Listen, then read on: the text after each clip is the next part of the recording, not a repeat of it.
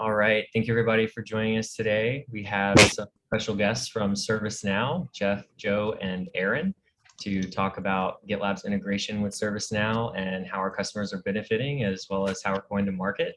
So with that, I want to go ahead and turn it over to our presenters today. Thanks, John. Yeah, I just wanted to give a quick intro.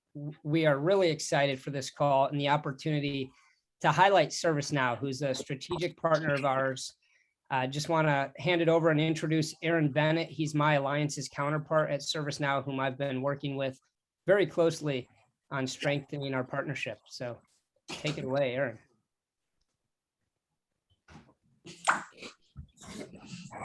Hey, can you hear me? Sorry about that. Yeah, thanks. Having audio issues, of course, like 5 minutes before the call. My name's Aaron Bennett. I'm Mike's counterpart here at ServiceNow and Tech Alliances. We basically had just a couple of major points to cover with you guys today. We wanted to, focus on like 3 things. Basically, the fact that we have this technology partnership and, how that works, the fact that we're working together, with GitLab more closely this year, supporting the integration that's already in progress, and trying to build on that with some more field engagement that me and Mike are working on. Second, we wanted Joe and Jeff to tell you the story of ServiceNow. So people's main introduction to ServiceNow is as IT ticketing, service management. That's how everybody knows us in the market. There's a lot more to the platform. And so in order for you to understand the integration that we have with GitLab, we kind of want to take you through, the platform at a high level, and then drill down into that product and give you a bit of an overview of how that works. So where we're working in, the sort of the DevOps developer space, and how we can work together so that you understand, what the integration's about, where you can find it. We have shareable materials that we're going to provide as well. Hopefully, you'll be able to download those if your customers have any questions. We've generated a joint infographic that I think sort of describes everything really well in like one image. So we want to make sure that you have access to all those resources, including the sort of talk from today. And then third and final, just sort of a call to action. If you have questions from customers, want to make sure that, Mike and I are sort of that open door between ServiceNow and GitLab that you can walk through and, even if it's just a question or you want to do some kind of coordination, that we're there. So that's the main 3 things. And I'll let Jeff and Joe introduce themselves, but they're product line specialists for DevOps at ServiceNow, and they can give you a much richer understanding of how that product works. So Jeff, Joe, take it away. Thanks, Aaron, and thanks everybody for your time today. Certainly appreciate it. Jeff Summers here, based out of Denver, Colorado. Actually come to ServiceNow via an acquisition. So just over a year ago, Joe and I were working for a company called Swigo, pioneers in the configuration data management space, especially as it relates. Sorry, was there a question? No. Anyway, especially as it relates to cloud adoption, infrastructure as code, that kind of stuff. And so when we were acquired by ServiceNow, I was kind of surprised. Not typically a player in the kind of DevOps pre-production space. And from my limited understanding and knowledge of ServiceNow at the time, mostly a ITSM ticketing vendor. But what I've learned over the last, learned very quickly over the first few weeks I was here is we do a whole lot more than that and really touch really every part of the IT world within enterprise customers, and now really getting into pre-production in the DevOps space as well. So my role is to liaise with the field sales teams and our partner organizations to help our customers and partner organizations better understand what DevOps means to ServiceNow, because again, it's sort of new to the organization. So Joe, I'll let you give a quick intro, and then I'll plan to go through just a few slides to help everybody understand what our DevOps offering looks like, and then Joe will go through a very quick high-level demo to whet your appetite a little bit. Sure. So yeah, Joe Offenberg. I'm based in New York City. I also came in with the same acquisition as Jeff. I was his technical counterpart, and the 2 of us, we ran North America for Swigo before we were acquired. And Swigo is a config data management platform, and basically it involves automating configuration changes in DevOps pipelines and validating those changes, right? So we, we both have a lot of experience with DevOps, and tying all of this together was always something we did in DevOps pipelines. And with GitLab, it would be, I guess, CI runner would be your orchestration engine there. So what I'll be able to show you is how we can tie into that and tie into your pipelines for your customers and drive that change approval process. Thanks. Looking forward to it. Excellent. So I'm just going to, again, spend the next, 10 minutes or so, because I want to give Joe plenty of time to kind of get in on a few slides. And the first couple are really just to help everybody understand the breadth to which the ServiceNow platform is really designed and creating value for our customers. We like to call it the platform of platforms for digital workflows. So we're much more than just a ticketing vendor at this point. We're really bringing together all kinds of systems of record across all of IT, HR, operations, and now the DevOps teams as well, bringing it into the Now platform into one platform with one data model and one common architecture. And that really is sort of the foundation of all the things we can do for operations teams, support teams, dev teams, planning teams, DevOps teams, risk teams, security teams, all the various groups that we touch. So, again, just want everybody to really understand that when you look at ServiceNow, historically, we were a leader in the ITSM space, and obviously that's still the case. But where we're really seeing growth, and you probably have seen the rapid rate of growth that we've had over the last 3 to 5 years, it's really in all these other spaces, in risk, in asset management, operations management, security, DevOps, and ITBM. So you're really integrating IT and operations and Agile into the platform, into one place, so that our customers can utilize these capabilities within one common platform. And so obviously there's some deep integration into where you guys play, into GitLab and obviously the DevOps space. And so why did we do this? Why did ServiceNow decide to go into helping organizations manage change, manage audit, manage compliance from a DevOps perspective? Because obviously we were helping do that from an operational standpoint for years. But what we found is our customers were really struggling from a DevOps perspective with a few things that really resonated and related well to what we've currently done with the rest of the platform. Number one is a lack of visibility and traceability. So when you look at the dev teams and the ops teams, even though it's DevOps and it's sort of one word together, there's a lot of problems for the operations team in particular, understanding what's coming through the pipeline, especially as it relates to change. So I'm going to have to support this application, but I don't really have good visibility into what's changed. And I don't have good visibility into what's going on a team by team basis, on a pipeline by pipeline basis. And so it's very difficult for me from an operational standpoint to be able to do what I'm supposed to do if I don't understand what's coming, how it's changed, who changed it, when it changed, those kinds of things. There's also a challenge around compliance. Many of our customers are in highly regulated industries, and there was one of two problems. Number one, the change approval process was taking too long. So the development community didn't want to wait to get changes approved to deploy into production. So they would go around the process, causing issues. Or the manual processes just meant errors were happening along the way. So a lot of the compliance issues that typically they would follow as part of change management were being violated, and change control was not happening the way it should. So DevOps wasn't scaling because there were challenges there. And as a result, they weren't seeing the result, the delivery time increase the way they really want to from a DevOps standpoint. So we adopt DevOps to get more incremental changes out faster, but with some manual processes around change management and audit, it wasn't happening to the level that they expected.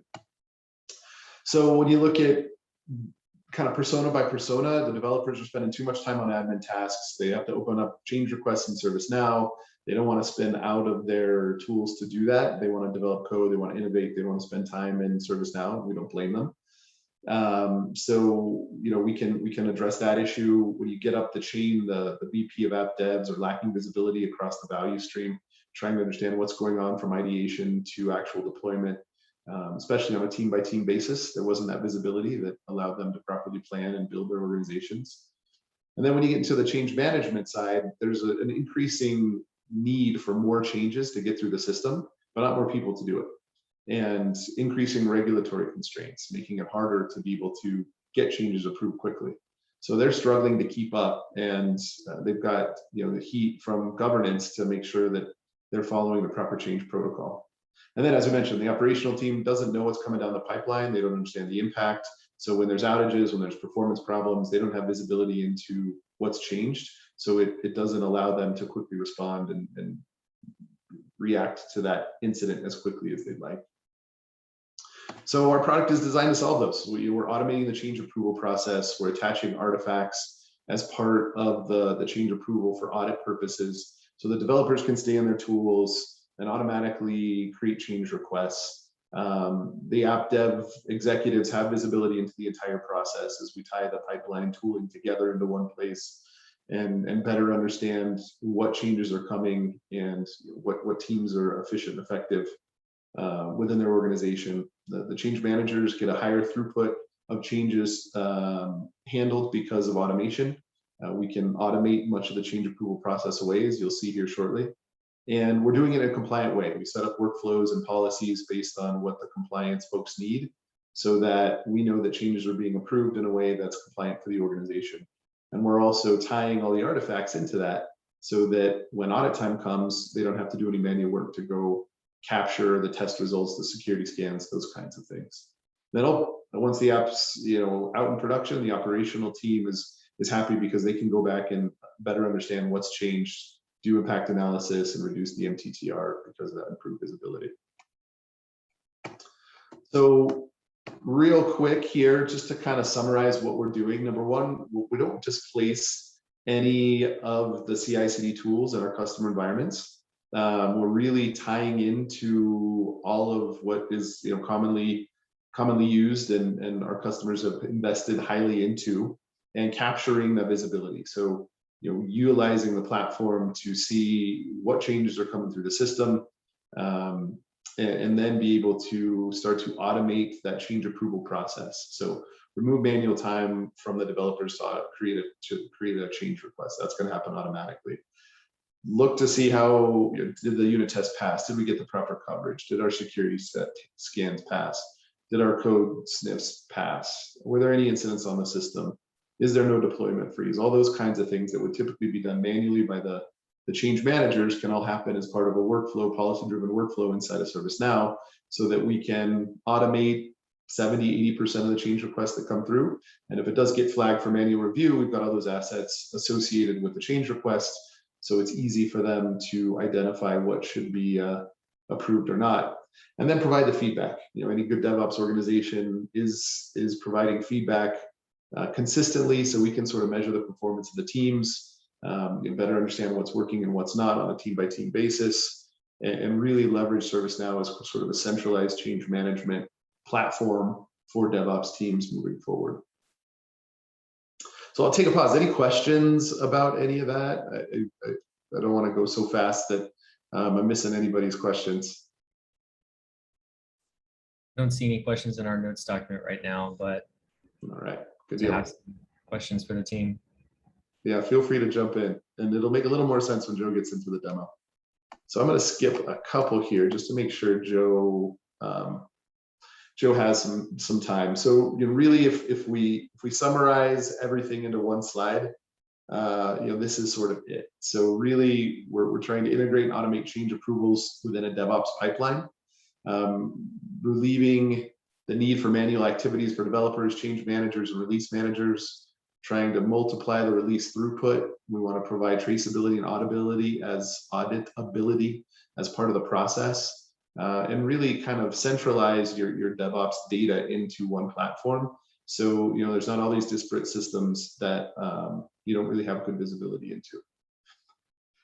So if we look at what does this mean, this is where it really matters. This is from Nomura Bank. They're one of the biggest bank in Asia Pac, and I think this product's only been around for about 2 years. We're up over 100 some customers. Nomura's on the larger side. I don't think they're quite the biggest.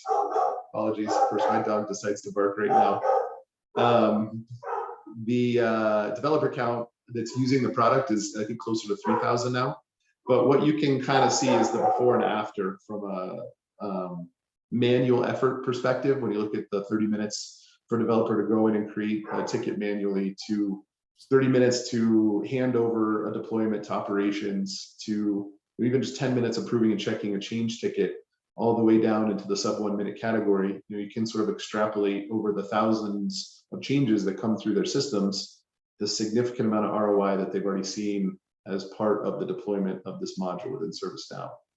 So, some huge ROI for this product. A lot of it's alleviating manual effort around ticket creation, around cabs, around audit. But typically, organizations have done a fantastic job of automating much of their CI/CD pipeline, as you guys well know, because you're a key vendor in that space. But what they haven't done is figured out a way to automate change approvals. So you can send things through your pipeline quickly, but if it grinds to a halt because of change approvals, you're not reacting as quickly to the market as you'd like from a DevOps standpoint. Jeff, what's the when you think about the ideal customer profile? I see here a large financial services customer. Can you give us more insight into customers that look like this are probably prime candidates of where to go look and prospect? Yeah, great question. Big dev shops. So, like anything, automation really adds value at scale. So your customers that have a lot of developers, customer facing, revenue generating applications that mean everything to the business. Those are the kind of folks that are on a cloud migration journey, large cloud adopters. Those are the kind of companies that are most interested in what we do, especially in highly regulated industries. So, finance, insurance, retail, healthcare have really kind of been the drivers for who's been buying this product so far, mostly because from a retail and finance perspective, especially banking, that's time to market. How quickly can we respond to customers' needs? From healthcare, insurance, and also banking, it's regulatory. How do we alleviate some of the compliance issues around our change management process? How do we minimize time required in audit? So it's sort of those two separate things, but both equally as important, that are driving those kinds of industries and those kinds of organizations to the solution. Great. And are you going to cover the go-to-market motion? Like, is this a joint solution? Is this an add-on? Like, what's in it for the GitLab sales team to sell it? Yeah, that's an Aaron question. So I'll let him maybe address that quickly, and then we'll let Joe do a demo. Great. I think we primarily at ServiceNow with their integration, like we position it as a co-sell. So, your team has the value and our team has this sort of value proposition. And so if it makes sense to work together in a customer account, that's where we want to, coordinate with you and your teams. We don't have any kind of greater, deal registration or anything like that put in place. It's primarily just like that co-sell motion. Well, thanks. And then you cover reference customers. Do we have any success stories to share with the team already or not yet? We're working on those. It's still early on those, but yes, we're working on, building out that book of references and also improving the integration so that there's more tie-ins with, your higher tier products. So, finding that customer for that demand is one of the places where we're trying to do that investigation. Yeah, and we've identified over 100, close to 120. We've identified close to 120 mutual customers, significantly large enterprise customers. So we know that the opportunity exists, and there's a lot of potential out there, and this integration can help drive some of those conversations and add value to our joint customers. And Mike, what's in it for the GitLab team when you talk about these large GitLab customers, mutual customers, where there's an opportunity? But you put yourself in the shoes of a GitLab seller. What's in it for them? Sure. I mean, what's in it is to create a tighter relationship with the customer. By having this integration, it's going to make the customer's life easier. It makes GitLab stickier. It makes benefits the ServiceNow, because oftentimes the customer is the ones who are asking. We've got several customers right now who've been requesting this integration and asking how we can integrate deeper with ServiceNow. But I want to give it back so that Joe can touch on the demo. So everyone can see. Can I ask a quick question before we get to the demo? And that is, what is the current state of this integration and who ultimately is supporting the integration? Is it GitLab engineering? Is it ServiceNow engineering? And are professional services necessary to get it up and running, or is it customer installable? Thank you. Yeah, good question. So this is Joe. So the DevOps module was created by ServiceNow. It's supported by ServiceNow. Within that module, we have the integrations with a lot of DevOps tools, and GitLab is one of them. As far as customer installable, we do have customers that have gotten it up and running it themselves, but I think customers could also benefit from some professional services there. And especially when there's some differences in maturity levels that have to be reconciled before they could take advantage of a solution like this. That's really where we see the professional services side help a lot. And we have some third-party partners, as I'm sure you do as well, that can really help with like the agile methodology and the DevOps methodology and getting them to the point where they can take advantage of our solution. Thank you. Yeah. Hey, and just another point, and this is rather academic, but I'm just trying to frame this in my head. GitLab integrates with a lot of stuff. And we've purposely built GitLab like that. Cloud native, lots of integrations. We play well with others because we do a lot of things in GitLab. There's also a lot of automation in GitLab, especially between SCM and CI. So maybe the way to look at this is ServiceNow is more of a bookend. We bookends for GitLab. We struggle a little bit more on the ops side. We do have integrations with, say, Jira on the front end and the planning phase. But maybe at the end of the day, this just helps us, with C-level engagement at some of our customers. Is that kind of off base, or am I looking at that the right way? Yeah, I think that, Yeah, I think you're absolutely right. Yeah, I think that seems accurate. I think, I was going to make the point that we're continuing to try to mature the integration. So over time, our messaging will get better. We're in discussions currently, like technically with our integrations PM to add merge support, which is, I think, sort of an external merge update with something that you guys released recently.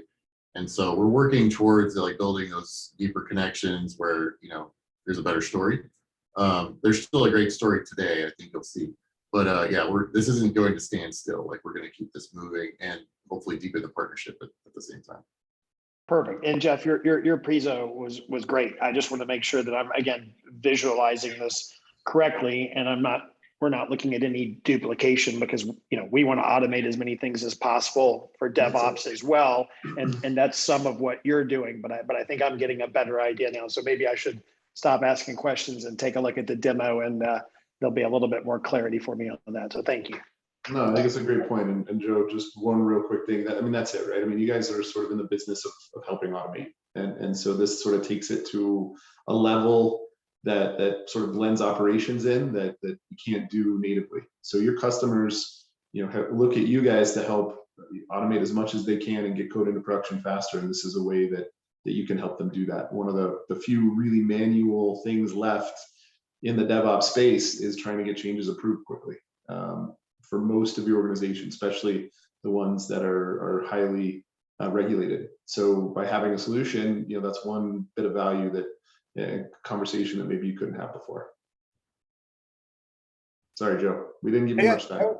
Sure. So if you can see the dashboard okay here, I'll just take you through first the data points we integrate with GitLab.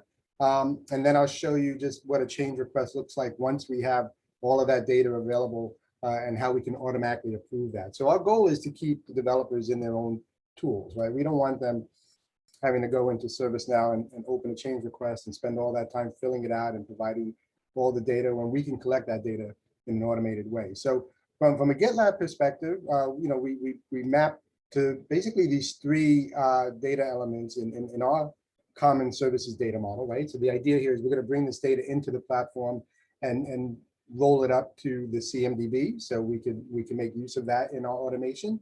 So for work items, your customers might be using Jira, as some of you've mentioned, and that's where we would collect a lot of work items, but we could also bring in GitLab issues here as well. So if they're using GitLab issues to track their stories and bugs and defects and things, we will connect those events as they happen in GitLab. Same thing with the Git repositories, right? So this is probably the bulk of the integration is the commits that are going through and tying back to those applications. We bring in those commits as well. And then probably most importantly are the pipeline execution. So within GitLab, you have a pipeline when it reaches a production deployment.